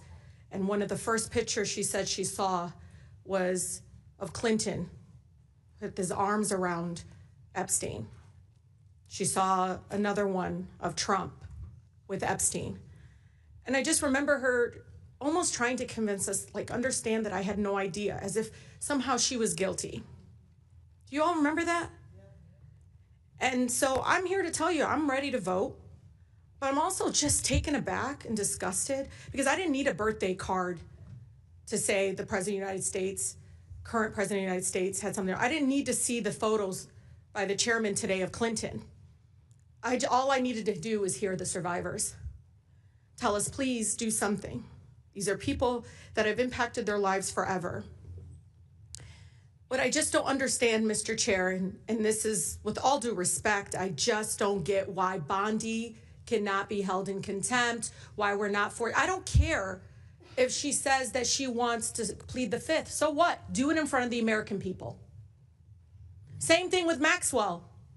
She's telling the committee she's going to plead the fifth. Fine. Have her come before this committee to do it in front of the American people. The fact of the matter is, are you saying that if anybody wants to plead the fifth, they don't have to be forced to come before this committee? That doesn't make any sense. What excuse is that? That doesn't make any sense. The fact that I continue to tell you all, what is the most consistent thing survivors have asked us to do? Follow the money. How come we haven't forced JP Morgan Chase before this committee? How come we haven't allowed Bank of America to come before this committee? Mr. Chair, it is so disgusting. And this is why everybody's so distracted by this whole thing of like, oh, you know, the Clintons, Trump and everything. But who was funding it? Literally, JP Morgan turned a blind eye to evidence of sex trafficking even after his 2008 conviction. Hear me out. After he was convicted, they still hid suspicious activity reports that should have been reported. You know, you see the fact that continuing them saying, well, in 2028, agreed to pay what, $290 million to settle a lawsuit? I don't care. You come here, and because it's the truth, y'all. You guys got to realize Epstein's not the last person. There's probably another Epstein out there right now doing sex trafficking right now. We should hold everybody in contempt that had anything to do to cover this up, including bank executives that still have their jobs. The fact of the matter is, we know what this is. You want to talk about Bill Clinton, Hillary Clinton, but talk about everybody involved. Because it does look like you're only doing this to distract everyone when we know not one, but two presidents were involved. And those young ladies shaking when they were testing pregnant because they didn't know if they could trust us. Some of them literally said, we had no idea what we were walking into. But they were connected to the rich. They were connected to the presidents. You heard them say that over and over again. But one of the things they continue to say is follow the money. Because, Mr. Chair, Bill Clinton, Donald Trump, JP Morgan, all these people, they will not be the last folks that allowed a sex trafficker to harm young women, children. And so we have to set a very good precedent that we will not sit back and say, well, Maxwell's going to plead the fifth, Bondi's going to plead the fifth. I don't care. You're a public servant. Come before this committee. Maxwell, you were directly involved. How many times did the survivors mention her? How many times? Saying that she lured them in. She was primarily involved. And Mr. Chair, you and I had conversations. And you said, give us names. They gave us names. And you know it. So why are y'all focused only on them? And let me tell you, you know where I stand. I will hold anybody in contempt that will not give us information. I don't care how many lawyers they bounce up on us. But I'll tell you, Mr. Chair, shame on us for not forcing Bondi before this committee. Shame on us for not forcing Maxwell before this committee. Shame on us for not forcing J.P. Morgan Chase to answer questions that many of us have of $1.5 billion in suspicious activity. Because somebody had to fund this madness, this horrific actions by these men. With that, Mr. Chair, I yield. Ms. Tlaib, if I may respond to some of that before I recognize Ms. Bobert's next. Okay. I believe with all my heart you are as sincere as anyone on this committee about wanting to get answers about the truth. And I believe your heart is pure. Maxwell is coming in front of this committee. And but we've when? tried. No, let us decide that today. When? Like Well, when? it's nailed down. February the what day? The 9th. She's February coming, 9th. and you'll be able to ask her questions. That's one of the things Clinton wanted was only me and Garcia. Maxwell's coming. Anyone who wants to ask her questions on this committee will be able to. So that's. No, I think that's the American nailed down. people want answers from President Clinton. I'm not trying to argue with you, Mr. Lee. I just want to respond to. Pam Bondi is coming before Congress in 2 weeks. I am confident she is going to be grilled by both parties on the discharge petition. If you didn't want, I don't want to, and Ms. Randall, you mentioned something about the Judiciary Committee. Believe me, I don't want to work with the Judiciary Committee on any investigation, okay? But when we passed that discharge petition, that got them involved. But we had an outstanding subpoena. Just let me explain. Pam Bondi's going to be in front of the Judiciary Committee. We'll see how that goes. We'll see if there's been a document dumped. Mr. Chair, we can't after that. forget the banking and then the institutions last thing, this is the most important thing. Months ago, I approached Ms. Tlaib, Ms. Lee, and Ms. Stansberry, and I said, please, if you all get a chance, and I know you all are all sincere, try to get some names from these women, and we will continue to try to get documents. Mr. Chair, the estate. If I didn't Mr. want Chair, to know let's that, follow if we the didn't money. want to, Let's Ms. bring Tlaib, these bank Ms. Tlaib, you're out of executives. order. I'm just referring. We want to hold everyone accountable. We don't care. We don't care if they're billionaires. We don't care if they're Republicans. We don't care who they are. Do you agree to work with me, though? We got to get the bank executives here. Because, Mr. Chair, you and I know that this is still being funded in some other way. Epstein's dead. But we know there's another person out there doing the same thing. We know it because the banks covered up. These suspicious activity forms were literally these reports that had to be filed. They were there for a reason. So we can stop. And last thing, and then I'm going to open it, I think, to see if there's any other members. But we are going in looking at suspicious activity reports, both Republicans and Democrat staffs going in looking at suspicious activity reports as we speak. I'm all about looking at suspicious activity reports. Now, time's expired. Does any other member seek recognition? Mr. Fallon from Texas. Thank you, Mr. Chairman. I'd like to share a quote with you. I thought it was interesting. No one is above the law, and no one should be escaping accountability. And Hillary Clinton said that. And according to the LA Times, there's another quote. No man in this country is so high that he's above the law. I agree with both of these quotes. Al Gore said that when he was a member of this chamber, Bill Clinton's own vice president. I hope every member of this committee agrees with those quotes. So we have to ask ourselves, are we a rule of law nation or are we not? When a citizen of these United States is subpoenaed by this Congress, they should comply, plain and simple, regardless of who they are. We all get accused of things, and we should do everything we can to, because accusation is nothing but that, to prove it false if it's untrue. Jeffrey Epstein was a rapist, pedophile, sex trafficker. In street parlance, he was a scumbag, lowlife, and slimeball. And some of the things that I've read in these files, he was evil incarnate. He's also dead. I didn't even know who he was until he wasn't. So why are we here talking about a dead guy? Because he was associated with powerful people, some of which are highly likely to have participated with him in some of the worst kind of criminal activity. And if they did, they should pay. They should face justice. Whether they're rich or poor, famous or anonymous, mighty or meek. So is that what we're doing today? Are we pursuing justice and transparency? Because transparency makes an easier and shorter path to the truth. We should be pursuing the truth. But some on this committee and in this Congress are pursuing fame and campaign fortune and exploiting this issue, not in the pursuit of justice, but in the pursuit of raising hundreds of thousands of dollars using a false premise as a battering ram. Jeffrey Epstein, and here's the false premise, that Epstein was a creature of the political right and they're protecting him, and he was pounding around with Donald Trump and those in his orbit.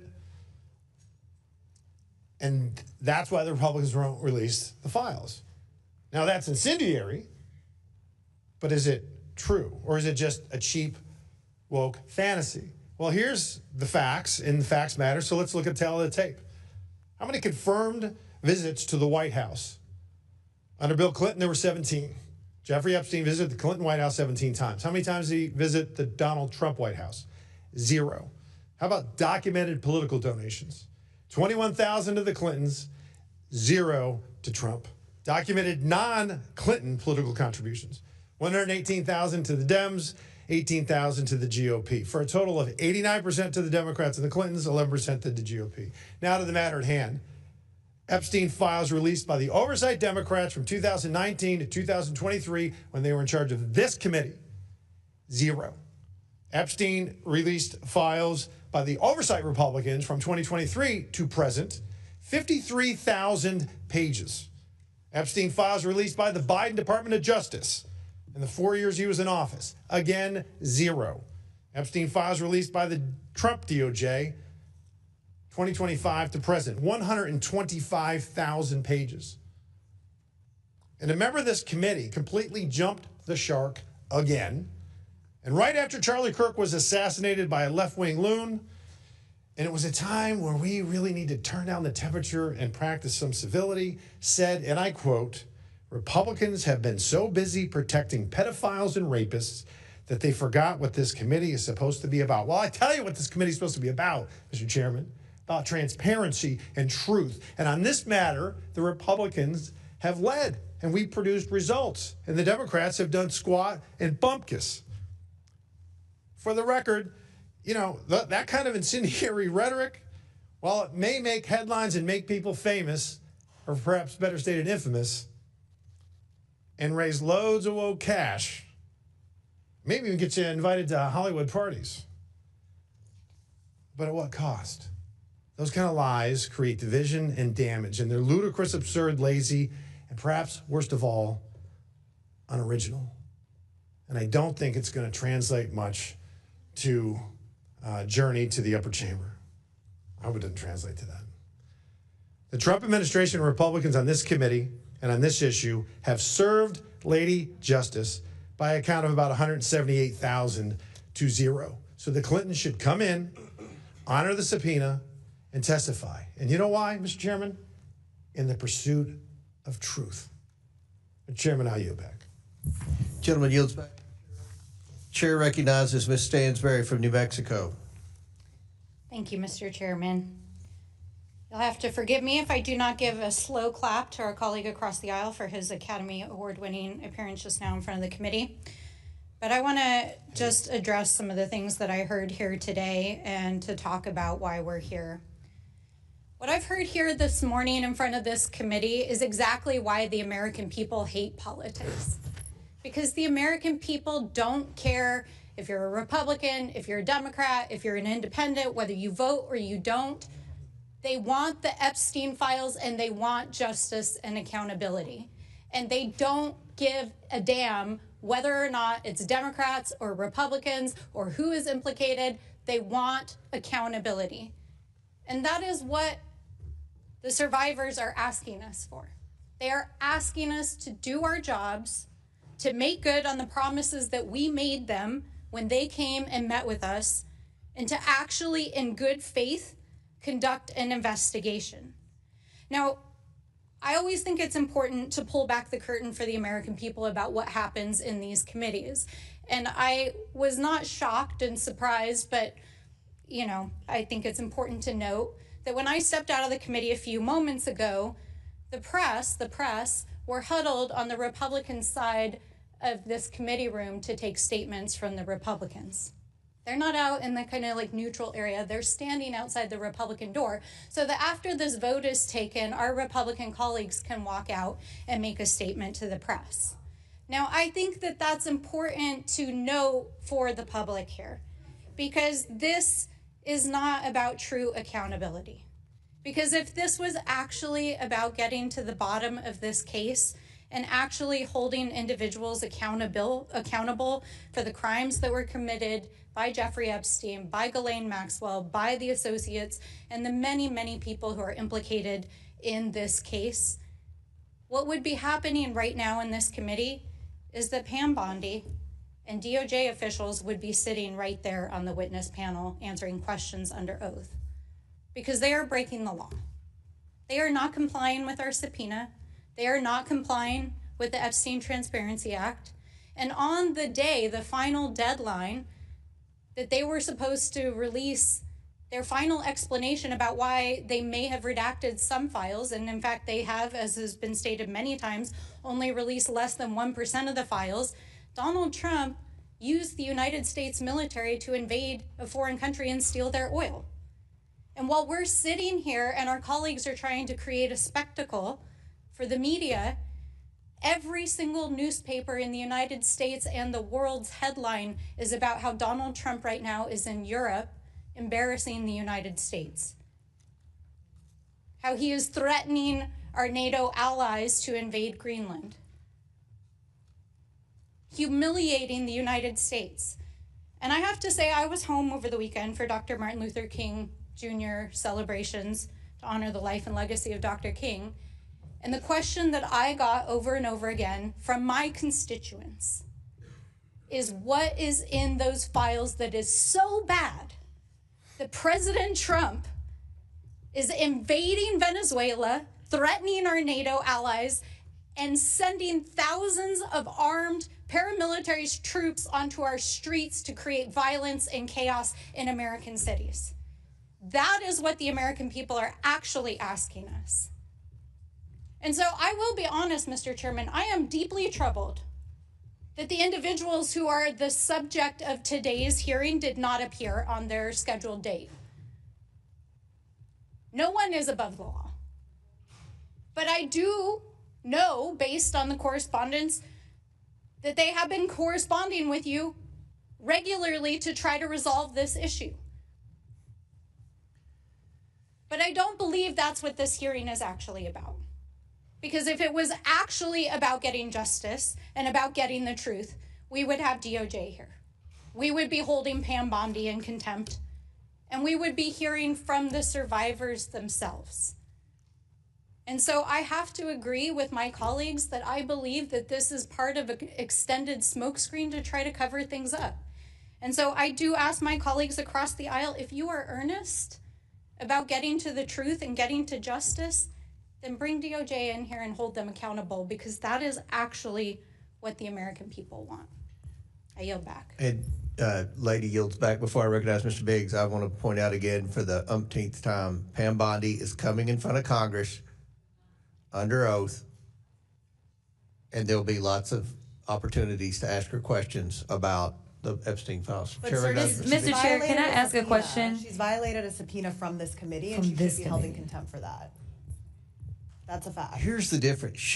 They have been turning over documents. Now, I've said it 100 times. It's not as quick as we would like, but they're turning over documents. And I've been very clear today and in hundreds of interviews. You can't be serious we that one expect the person is document. turning over documents. What's the deadline for them? When do you expect the full Well, document? in our subpoena, there was no deadline. And then we voted for the discharge petition, and there's a deadline. The discharge petition's in judiciary. She's coming in front of judiciary. Now, that's That's That is a irrelevant to fact. this Don't try to investigation from the Oversight Committee. Bill Clinton's not a victim here, and the media is not I going do not to think take Bill Republican Clinton is a side on victim, anything. but I don't So think let's Pam just Bondi's a be victim. right. I think Pam Bondi Chair is recognizes the one Mr. covering this Biggs. up. It's Mr. Biggs, 5 minutes. Thank you, Mr. Chairman. And I would just point out, the previous speaker was talking about peeling back so the public can see what goes on in a committee. I mean, I just came from another committee where we were talking about massive fraud around the country and in particular in Minnesota. And I'm glad that 2 Democrats could find time out of their busy schedule to even attend that hearing. What a shame. What a shame. So when someone says, what is in the files so bad, I'll ask this question. What is in the files that's so bad that the Democrats for 4 years, when they had control of this committee, didn't release a single document, didn't call a single witness, didn't make any motion. In fact, for those 4 years, go back and look. Did they ever say anything about Epstein? No, they didn't. But wanting to make a press, wanting to get it on the press, that's why you're making the issue today. Because let's talk about why we need to talk with, do this contempt is because former President Clinton and former Secretary of State Hillary Clinton basically strung us along as we were bending over backwards trying to accommodate their schedule. They didn't show up after we finally had to get a subpoena for them. And I have right here, this is just interesting to me. This is a little note written by Mr. Clinton, former President Clinton, to Jeffrey Epstein's 50th birthday. Jeffrey, happy 50th. It's reassuring, isn't it, to have lasted as long across all the years of learning and knowing, adventures and, no illegible word, and also to have your childlike curiosity, the drive to make a difference, and the solace of friends. He rode on that plane many times. He was apparently close friends with him. Jeffrey Epstein claims that, and I don't know if we should believe anything Epstein says for sure, but I mean, Epstein says that he helped set up and fund the Clinton Foundation, and former President Clinton in his note, I mean, this is what he wants. He doesn't want to come in and testify. He wants to do the same thing that he did in previous times. Just, okay, we're going to send a little note, that ought to do it. He says something to the effect that he spent significant time in the Clinton Foundation after he left the presidency. Well, if Jeffrey Epstein set it up, then there's some reason to ask questions of both he and the former Secretary of State. They were given a subpoena. It was a lawfully issued subpoena by a standing committee. By the way, I happened to be at that subcommittee hearing.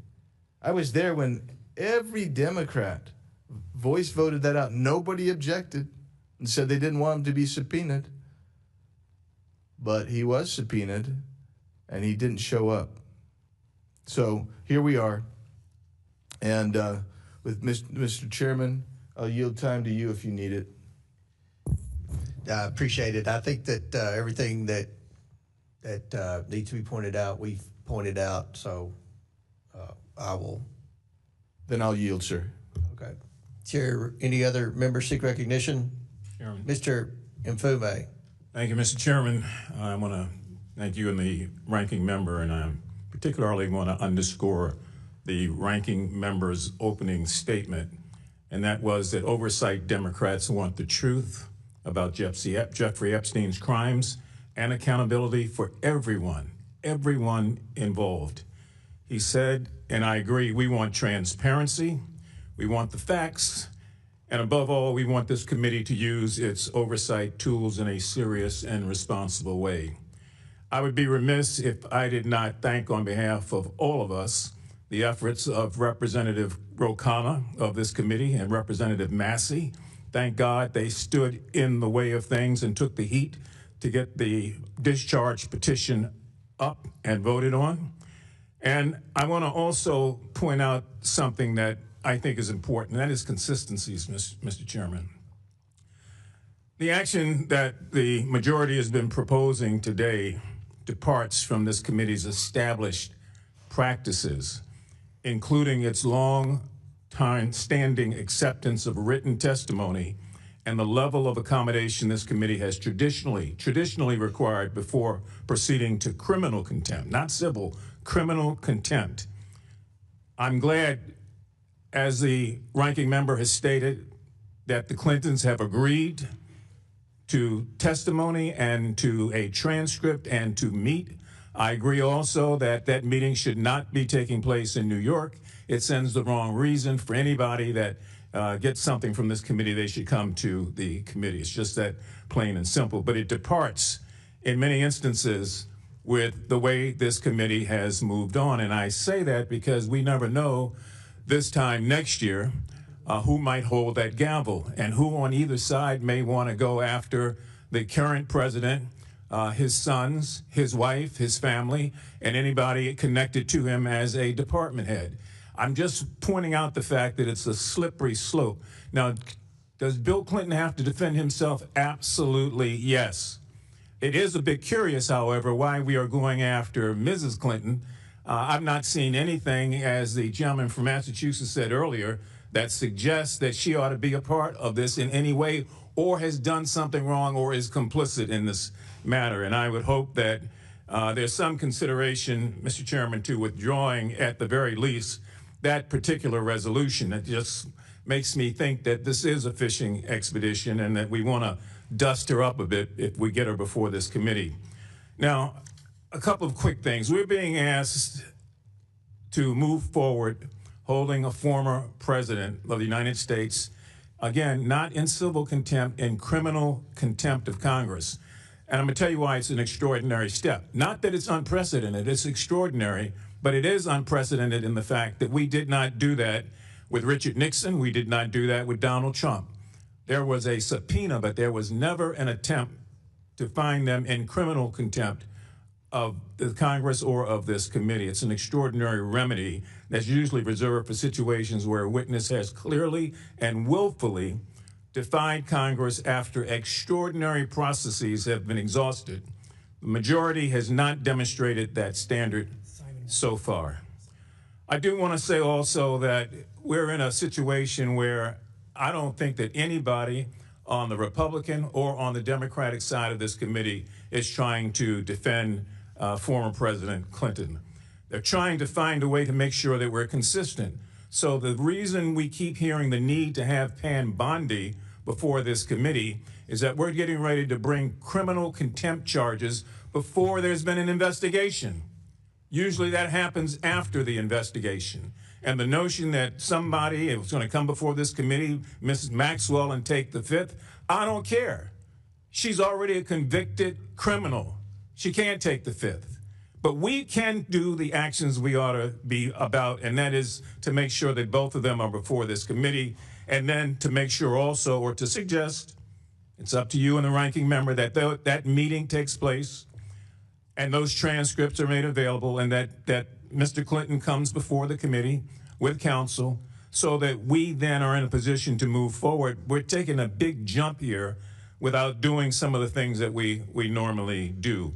Now, I'm glad that Ms. Tlaib brought up the matter of victims. She's not here right now, but all of us sat in that room with those victims. It was gut-wrenching, and all of us made a commitment that we would prove that this institution could and would do the right thing.